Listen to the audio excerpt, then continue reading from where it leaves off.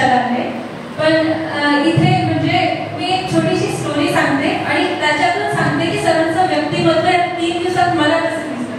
जसं आपण एखादी नदी पार करतो किंवा एखादा व्यक्ती आहे जो नदी पार करतो आणि एका काठावरून दुसऱ्या काठापर्यंत पोहोचून जातो आणि दुसरा व्यक्ती आहे जो नदी पार करत असताना ज्या जहाजामध्ये जो जातोय इकडच्या काठावरच्या लोकांना त्याच्या सोबत घेऊन जातो आणि तिसरा जो व्यक्ती आहे जो जाता जाता स्वतः नदी बनून जातोय. तर सरांचं व्यक्तिमत्व असं आहे जे स्वतः नदी बनून गेले या 3 दिवसात आपल्यासाठी.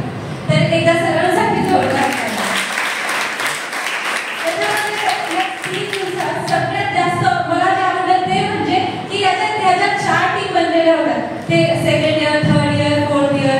आपण फक्त सिनियर ॲज अ सिनियर आणि ज्युनियर आतापर्यंत वागत होतो. पण इथे जेव्हा आपण आलो ना तेव्हा आपण एकमेकांशी डिस्कस केलं की सेकंड इयरच्या विद्यार्थ्यांनी फायनल इयर सोबत, फायनल इयरच्या विद्यार्थ्यांनी थर्ड इयर सोबत यांच्यासोबत डिस्कशन करून आपल्याला कळलं की नाही हे सुद्धा आपले फ्रेंड्स म्हणजे अपार्ट फ्रॉम सिनियर हे आपले फ्रेंड्स सुद्धा आहेत. आणि त्याच्यानंतर सरांनी जी ऍक्टिव्हिटी सांगितली होती की ए ग्रुपचे जे बी ग्रुपचे वीक स्टुडंट आहेत ते वीक नाहीये पण ज्यांच्यामध्ये कॉन्फिडन्स नाही त्यांना तुम्ही काढा. तर त्यांच्या फ्रेंड्सना माहीत असतं ना की याच्यामध्ये कॉन्फिडन्स नाही मी याला निवडलं तर माझा पुढे नंतर बोलू शकतो.